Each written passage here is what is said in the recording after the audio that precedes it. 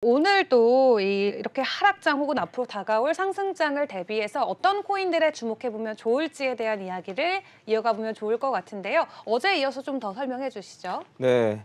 해서 제가 좀 걱정이 많아요. 혹시나 이제 재미없어 하실까봐. 이제 뭐 어쨌든 뭐 특정 코인이 오른다, 뭐 떨어진다라고 말씀하시는 게 훨씬 더 이제 귀에 쏙쏙 박히실 것 같긴 한데, 근데 이렇게 해야 돈을 법니다. 네. 네. 나중에 이제 추후에 좀 시간이 좀 지난 다음에 살펴보시면 이런 걸 좀 먼저 확실히 하시고, 이 코인 시장에 뛰어드시는 게 돈을 벌 확률이 훨씬 높으니까 잘 따라와 주시면 좋을 것 같고, 일단 오늘도 이것부터 먼저 얘기하고 시작을 해야 될 것 같아요. 우리의 목표는?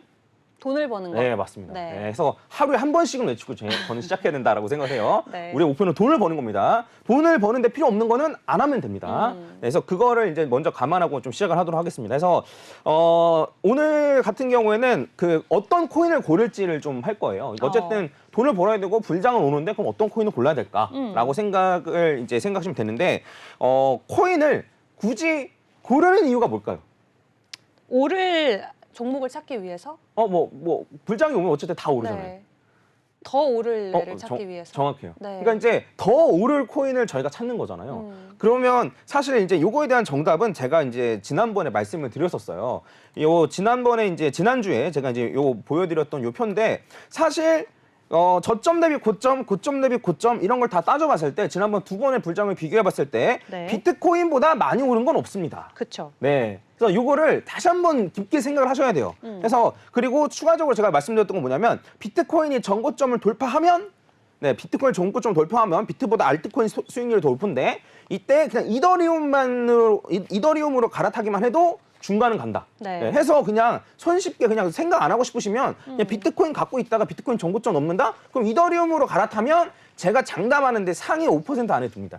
수익률 따지면. 네. 해서 그냥 간단하게 생각하면 이런 식으로 이제 여러분들이 포트폴리오 구성하시면 되는데, 근데 이제 저도 어제 이거 PPT를 만들면서 생각을 해봤어요. 그냥 이렇게만 하면 되는데 굳이 왜 알트코인을 찾으려고 할까? 이런 생각을 좀 해봤는데, 제 생각엔 어느 정도는 약간 오락의 의미도 들어가 있는 게 아닐까. 그래서 이더리움으로 뭐 갈아타면 뭐 이렇게 하면 수익률이야 좋겠지만, 어쨌든 내가 발굴해낸 코인이 급등을 한다거나 이런 거에 대한 쾌감, 이런 것 때문에 하시는 게 아닐까라는 생각이 들고, 그러니까 이런 결론이 나오기까지는 저도 공부를 엄청나게 많이 했습니다. 그래서 그 과정들을 쭉 한번 보시고, 네. 그다음에 어떤 식으로 내가 포트폴리오 구성하면 좋을지를 생각하시면 좋을 것 같습니다. 자, 일단 저는 코인을 제가 이제 나누는 건데 세 가지로 나눕니다. 저는. 네. 그래서 이더리움과 친구들, 네. 어제 이제 말씀드렸던 이더리움과 친구들, 그다음에 비트코인과 친구들, 네. 그다음에 디앱. 뭐 뎁이라고 하기도 하고 네. 디앱이라고 하기도 하는데, 이제 쉽게 말하면 이더리움과 친구들 위에서 작동하는 요 코인을 이제 뎁이라고 보시면 될 것 같습니다. 쉽게 말하면. 네, 네. 그래서 이런 식으로 나눌 수 있어요. 그래서 이더리움과 친구들 같은 경우에는 어제 제가 이제 말씀드렸듯이 사실 속도와 수수료 요것만 보면 괜찮습니다. 그래서 이더리움의 친구들이 이더리움보다 속도가 빠르다, 이더리움보다 수수료가 낮다, 이런 걸 앞세워서 시장을 먹었기 때문에 이더리움 2.0이 딱 업그레이드 됐을 때 이 2.0보다 속도가 빠르냐, 2.0보다 속도가 느리냐, 이런 걸로 어쨌든 요 코인이 살아남을지 안 살아남을지가 좀 가려지고, 네. 이더리움 2.0이 업그레이드 됐는데 그 이더리움 2.0 업그레이드 된 것보다 속도가 느리다? 그러면 그 코인보다는 이더리움을 투자하는 게 훨씬 더 낫죠. 그쵸. 네. 그래서 이렇게 보시면 될 것 같습니다. 이게 어쨌든 어제 얘기를 했던 거고, 자, 오늘 이제 추가적으로 볼 거는 아까 말씀드렸듯이 비트코인과 친구들에 대해서 좀 얘기를 할 거예요. 비트코인과 친구들은 사실 뭐 정확하게 딱 나눠져 있는 건 아닌데, 제 개인적으로는 이제 존재만으로 가치가 있다거나 단순 기능에 초점이 맞춰진 애들을 저는 비트코인과 친구들이라고 이제 부르고 있는데, 대표적으로 이제 비트코인, 비트코인, 그러니까 존재만으로 가치가 있는 애들, 비트코인과 단순 전송에 특화되어 있는 리플이나, 그다음에 비트코인보다는 속도가 더 빠르게 만들어진 라이트코인, 이러한 코인들을 보시면 될 것 같습니다. 그래서 지금 어쨌든 저는 시총, 제가 이제 요거는 2018년, 2019년 되어 있는데, 제가 옛날 자료 뒤져보니까 이때 시총 순위가 나와 있더라고요. 그래서 재미삼아서 보시라고 한번 가지고 왔습니다. 그래서 요 중에 뭐 지금 요 10위권 이내에 없는 코인들도 많긴 한데, 요걸 굳이 보여드리는 이유가, 저는 사실 이제 종목을 발굴해서 많이 오른다 이런 것도 괜찮지만, 결국에는 중요한 거는 내가 물린 코인이 다음 불장까지도 살아남을까의 관점으로 보면 그게 훨씬 더 중요하다고 생각하는데, 사실 여기 있는 코인들은 요번에 많이 안 올랐잖아요. 아시다시피. 네. 근데 제가 말씀드리고 싶은 건 망하진 않았다.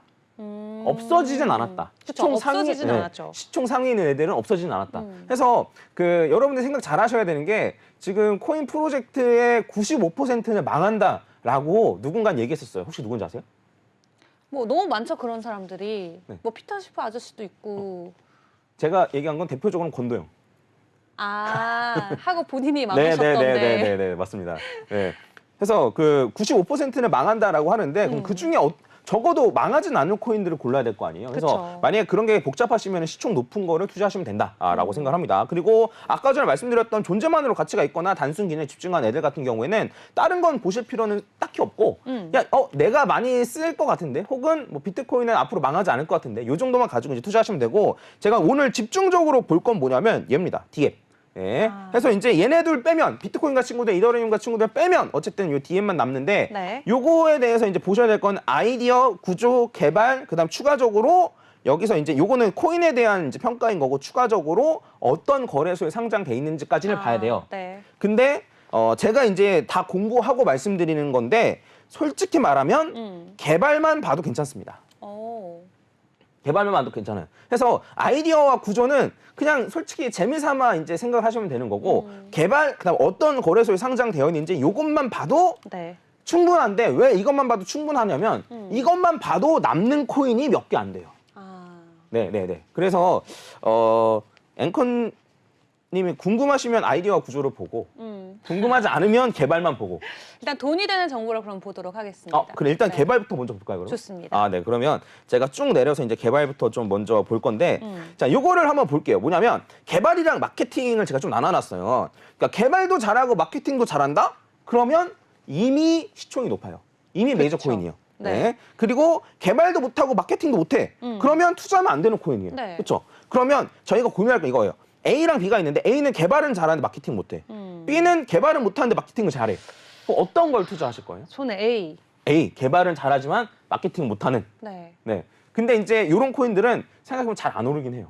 가격이. 네네, 마케팅. 네. 근데 적어도 망할 가능성은 적다라는 거죠. 네. 그렇죠. 그래서 요거 개발 관련해가지고 이제 제가 이제 중요하게 갖고 왔는데 오늘은 이제 어떤 걸 중심적으로 보려고 하냐면 그 크레딧 코인?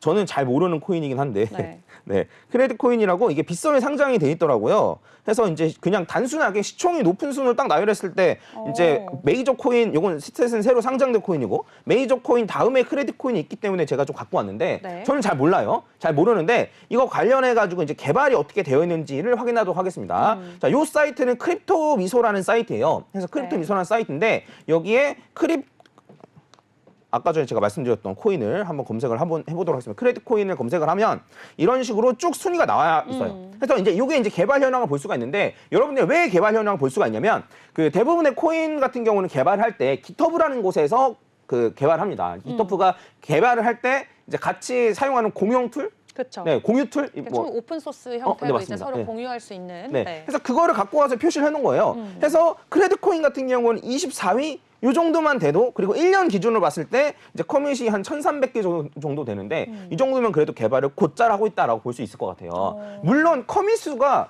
무조건 개발을 잘한다라고 볼 수 없어요. 막말로 이제 좀 간단하게 설명하면 점 하나 붙여도 커밋수가 하나 올라가고 점을 하나 지어도 커밋수가 하나 떨어져요.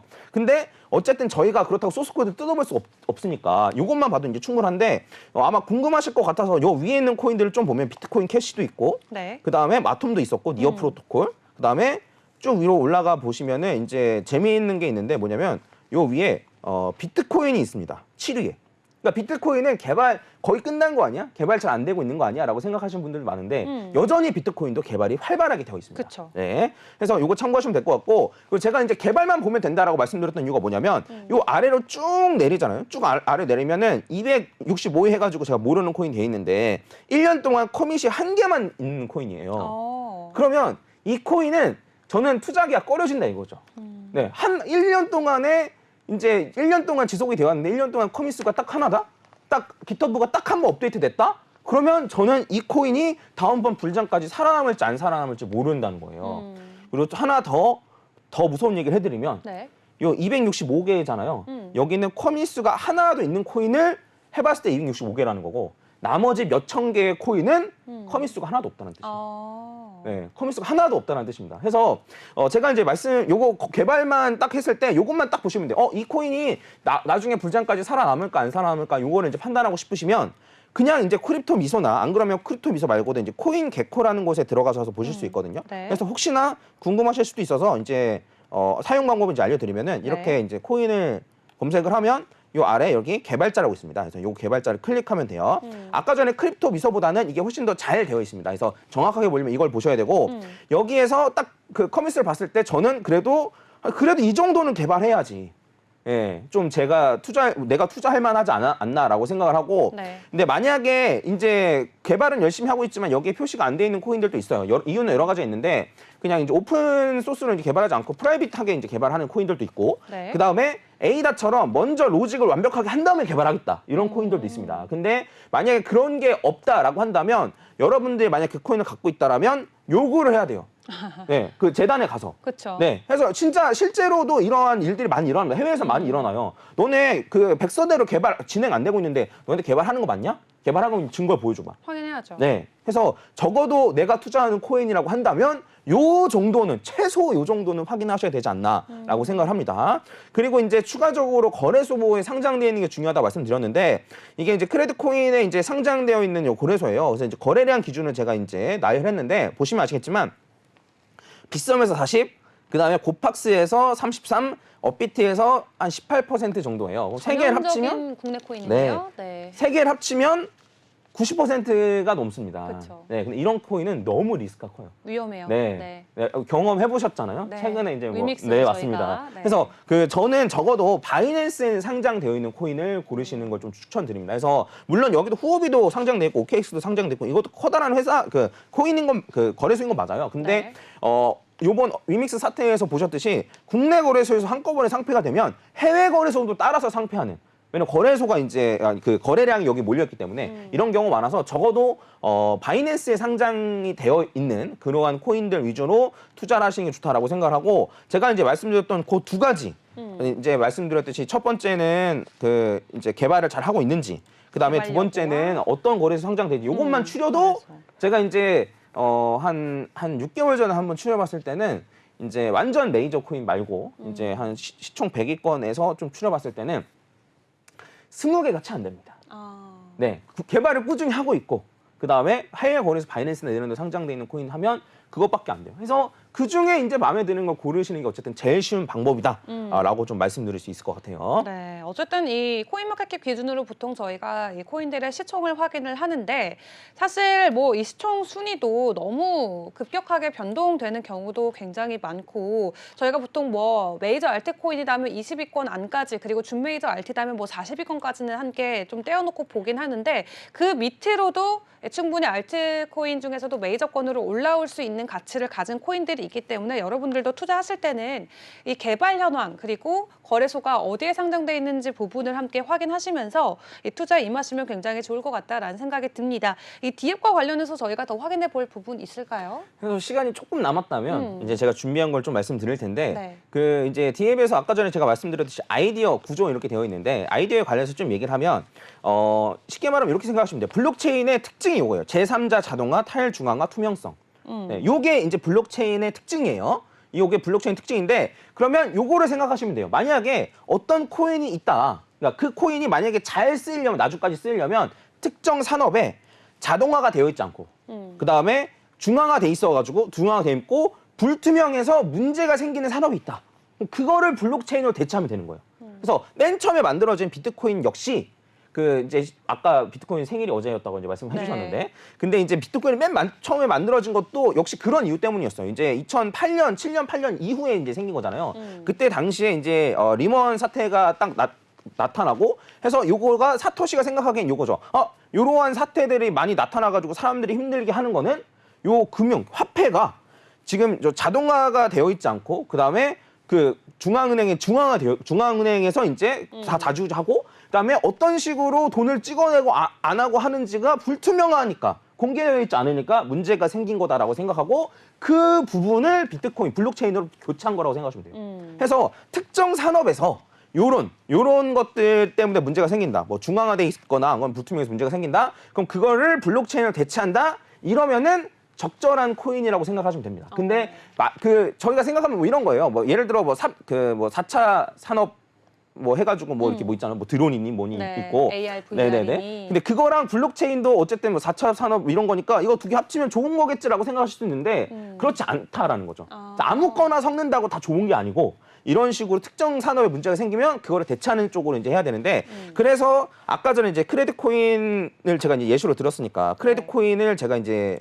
예시로 좀 설명을 드리면은 네. 그러니까 저도 좀 긴장을 했었어요. 크레딧 코인 찾을 때 별로면 어떡하지. 네. 네. 근데 요거는 이제 쟁글에서 이제 가지고 온 건데 쟁글로 들어가는 방법 쉽습니다. 비싼 거래소에서 여기 위에 이제 요런 거 뜨거든요. 네. 여기를 클릭하면 바로 쟁글로 연결이 돼요. 그래서 궁금하시면 이제 요거 클릭하시면 될 것 같고 그 쟁글에서 이제 들어가 보니까 여기서 크레딧 코인의 컨셉이 뭐냐면 기존 금융시장이 가지고 있었던 접근성과 신뢰성 문제를 해결하고자 만들어졌고 쉽게 말하면 요거를 기반으로 신용 정보를 이제 하는 거죠. 그러니까 이제 쉽게 제가 설명드리면 이런 거예요. 우리가 제 신용 등급 있잖아요. 그럼 이 신용 등급을 하는 기관이 있는데 그 기관에서 도대체 뭘로 내 신용 등급을 평가하는 건지, 그다음에 그 걔가 마음대로 하는데 굳이 왜 걔가 마음대로 해야 되는 건지 이런 게 어쨌든 저는 궁금하거든요. 네. 그러니까 이런 게 어쨌든 중앙화돼 있고 불투명하니까 이제 문제가 생긴 건데 그런 거를 블록체인으로 갈아 끼운다는 거죠. 그래서 요 컨셉만 보면 나중에 뭐 제가 요 대표님이 여기 오실지 모르겠는데 만약에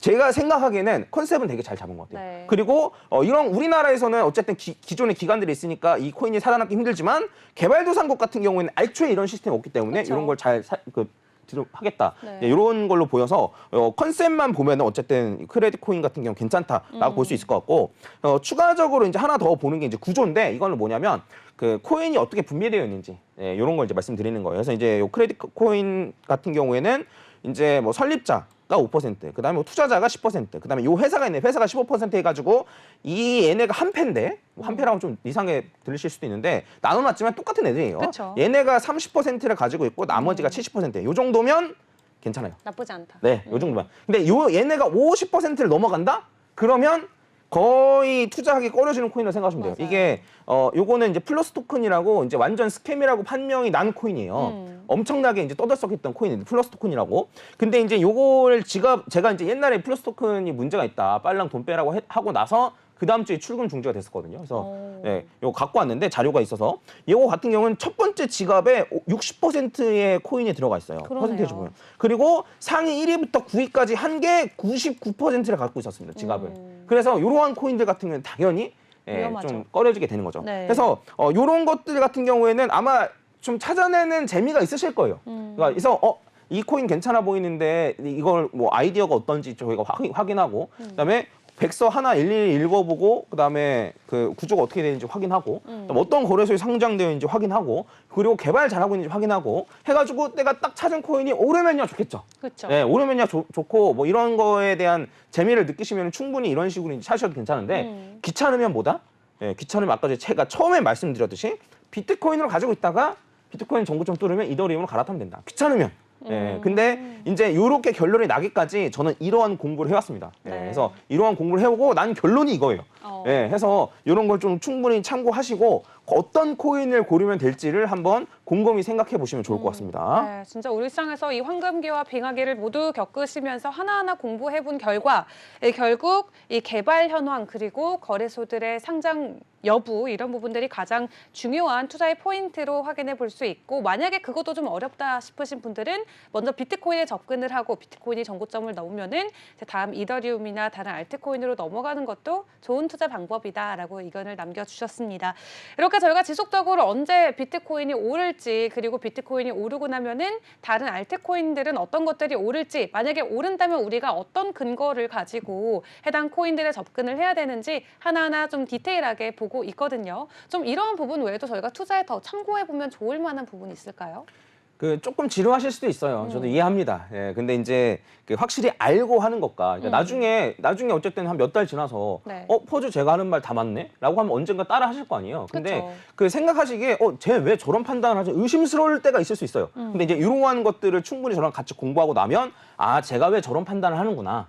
지금 왜 현금화하라고 하는구나. 이런 걸 좀 아마 이해하실 수 있을 겁니다. 그래서 네. 어쨌든 저랑 잘 공부하고 같이 돈을 많이 벌었으면 좋겠습니다. 저희 네. 목표는 어쨌든 돈을 버는 거니까요. 그렇죠.